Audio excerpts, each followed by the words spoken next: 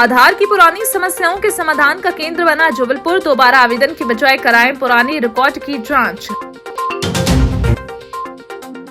मौसम के बदलाव से बढ़ा बीमारियों का प्रकोप, अस्पतालों की ओपीडी में उमड़ी मरीजों की भीड़। महंगाई की मार से आम जनता बेहाल, त्योहारों से पहले बड़ी मिठाई की चिंता।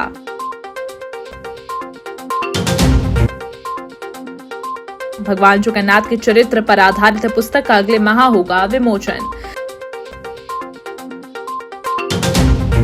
आधार से जुड़ी पुरानी और जटिल समस्याओं के समाधान के लिए अब आसपास के जिलों और दूसरे शहरों से भी लोग जबलपुर पहुंच रहे हैं। यहां आधार केंद्र के अधिकारी पिन कोड, जन्मतिथि और अन्य व्यक्तिगत जानकारियों के आधार पर वर्ष 2012 से 2014 के दौरान मिले पुराने रिकॉर्ड्स की तलाश कर समस्याओं का समाधान कर रहे हैं। हाल ही में ऐसे ही कई मामलों में डेटा का सही मिलान होने के बाद लोगों के नए आधार सफलतापूर्वक जनरेट हुए, जिससे आवेदकों को बड़ी राहत मिली। जबलपुर के DEGCM चित्रांशु त्रिपाठी के अनुसार कई लोग अपना पुराना आधार कार्ड न मिलने पर दोबारा नया आवेदन कर देते हैं। बाद में किया गया एनरोलमेंट तकनीकी कारणों डेटा मिसमैच की वजह से रिजेक्ट हो जाता है। 66 वर्षीय रेहाना परवीन जी आई हुई थी, व्हील चेयर पर थी वो, और मतलब उनको कभी उनका आधार कार्ड मिला नहीं। जैसे कि अभी मैंने बताया वो बच्चे का केस, इसी तरह का इनका भी केस था। इनको आधार मिला नहीं, कई जगह इन्होंने एनरोलमेंट कराया, पर वो चूंकि एक बार आधार बन चुका होता है तो आप उसके बाद कितने भी बार एनरोल कराएंगे वो रिजेक्शन में जाता है। कहीं से उनको जानकारी मिली तो आज उन्होंने परिजन के साथ कार्यालय आई हुई थी।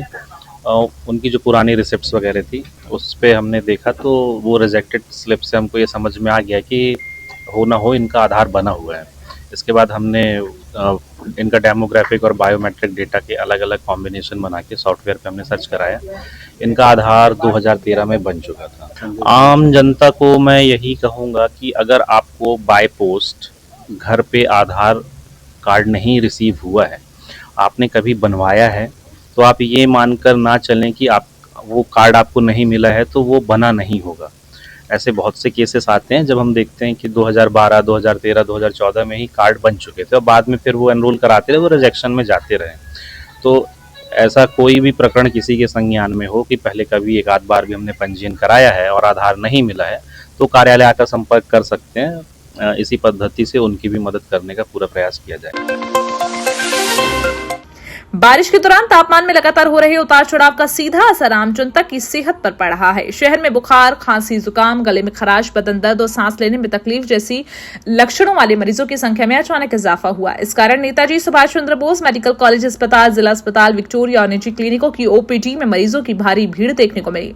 इसका सबसे ज्यादा असर बच्चों, बुजुर्गों में देखा जा रहा है। चिकित्सकों के अनुसार इस मौसम में इन्फ्लुएंजा, एडिनोवायरस और राइनोवायरस जैसे वायरल रेस्पिरेटरी इन्फेक्शन का खतरा बढ़ता है। वर्तमान में मरीजों में दिख रहे लक्षण भी नहीं सामान्य श्वसन संक्रमणों से मिलते जुलते हैं। डॉक्टरों ने स्पष्ट किया कि इसे किसी नए या अज्ञात वायरस का प्रकोप मानने के बजाय लक्षण दिखाने पर चिकित्सीय जांच करानी चाहिए। स्वास्थ्य विशेषज्ञों ने बदलते मौसम में बच्चों और बुजुर्गों का विशेष ध्यान रखने और प्राथमिक लक्षण दिखते ही डॉक्टरों से परामर्श लेने की सलाह ली। बिल्कुल 3-4 दिन से आप लोग देख रहे होंगे कि मौसम में एकदम से बदलाव हुआ है और लगातार 3-4 दिन से बारिश हो रही है, रिमझिम बारिश हो रही है। तो इस मौसम में क्या होता है कि बैक्टीरिया और वायरस को पनपने के लिए बहुत अच्छा अनुकूल मौसम मिलता है। इस वजह से बच्चों और बड़ों में कुछ लक्षण होने लगते हैं, जैसे कि बहुत तेज बुखार होना, सर्दी होना, किन्हीं बच्चों में सांस लेने में दिक्कत होना। इस तरह के लक्षण बहुत ज़्यादा हो जाते हैं। साथ में बारिश के मौसम में चूँकि बच्चे और बड़े लोग गंदा पानी पीने की संभावना ज़्यादा रहती है, तो अगर वो गंदा पानी पी जाते हैं तो पीलिया, टाइफाइड जैसी बीमारियां भी पनपने लगती हैं। मैं आपके माध्यम से कहना चाहता हूं कि चाहे बच्चा हो या बड़ा हो, बाहर की चीज़ों को बिल्कुल ना खाएं। दूसरा, जब भी पानी पिएं तो उबाल कर पिएं। तीसरा ये है कि जब भी घर से बाहर निकलें तो कुछ खा पी कर ही निकलें, खाली पेट कभी ना निकलें। खाना खाने से पहले हाथ जरूर धोएं, शौच करने के बाद हाथ जरूर धोएं। इससे क्या होता है कि बैक्टीरिया वायरस से बचाव में बहुत ज़्यादा राहत मिलती है। बढ़ती महंगाई ने आम जनता की परेशानी बढ़ा दी। शक्कर समेत खाद्य सामग्री के दाम लगातार बढ़ने से घरेलू बजट बिगड़ता नजर आ रहा है। इसका सीधा असर आने वाले त्योहारों पर भी देखने को मिलेगा। त्योहारों के दौरान मिठाइयों की मांग बढ़ जाती है, लेकिन बढ़ती लागत ने मिठाई बनाने और बेचने वाले कारोबारियों की चिंता बढ़ाई। शक्कर, दूध, मावा, घी और अन्य सामग्री महंगी होने से मिठाइयों की लागत बढ़ रही है। ऐसे में दुकानदार के सामने कीमत बढ़ाने या मुनाफा कम करने की चुनौती है। ग्राहकों को भी पहले की तुलना में मिठाइयों के लिए अधिक कीमत चुकानी पड़ सकती है।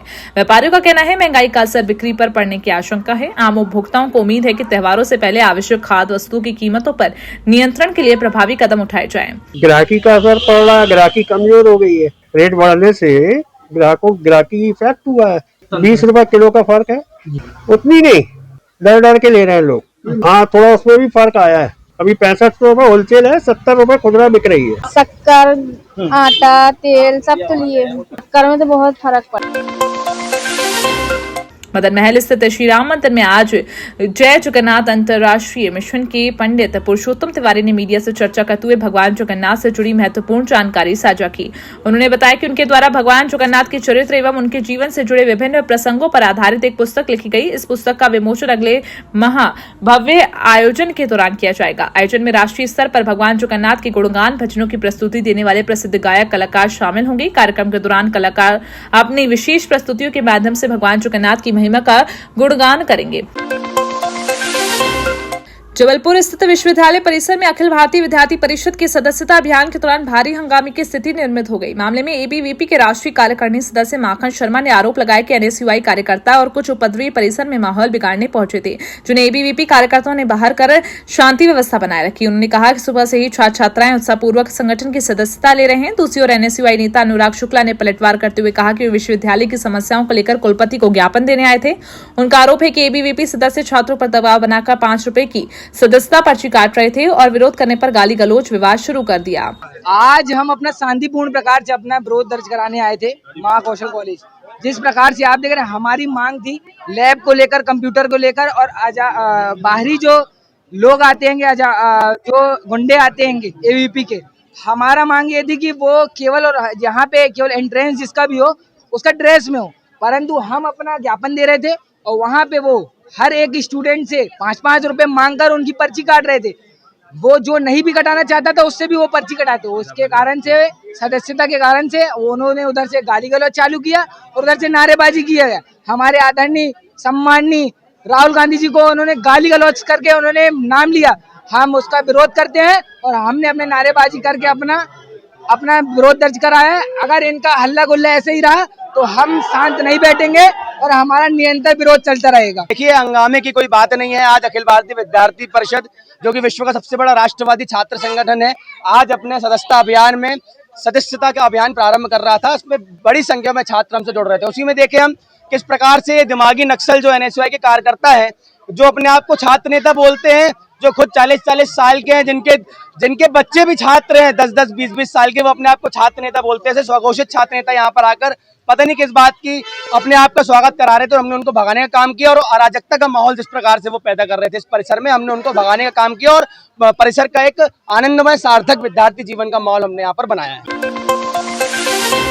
अवैध कॉलोनियों के खिलाफ नगर निगम की कार्रवाई लगातार जारी है। कटंगी बाईपास क्षेत्र के निगम ने करीब 1.5 करोड़ रुपए मूल्य की शासकीय भूमि को अतिक्रमण मुक्त कराया। कॉलोनी सेल प्रभारी सुनील दुबे ने बताया कि वार्ड क्रमांक 72 के नंदनी क्षेत्र में खसरा नंबर 366 और 367 पर विकसित की जा रही अनाधिकृत कॉलोनी का निर्माण हटाया गया। कॉलोनी के पहुंच मार्ग के रूप में उपयोग हो रही शासकीय भूमि खसरा नंबर 370/1 रकबा करीब 650 वर्ग मीटर को भी अतिक्रमण मुक्त कराया गया। कार्रवाई से पहले संबंधित निर्माणकर्ताओं को नोटिस जारी किए गए थे। संतोषजनक जवाब नहीं मिलने पर सक्षम स्वीकृति के बाद कार्रवाई की गई। मुख्यमंत्री जन विश्वास अभियान के तीसरे शुक्रवार को कलेक्टर राघवेंद्र सिंह और पुलिस अधीक्षक संपत उपाध्याय, विधायक संतोष वरकड़े के साथ सिहोरा विधानसभा क्षेत्र के गौसलपुर पहुंचे। अधिकारियों ने राशन युक्त दुकान, खाद्य वितरण केंद्र, स्वास्थ्य केंद्र और शासकीय कन्या माध्यमिक शाला का निरीक्षण कर लोगों से संवाद किया और समस्याएं जानी।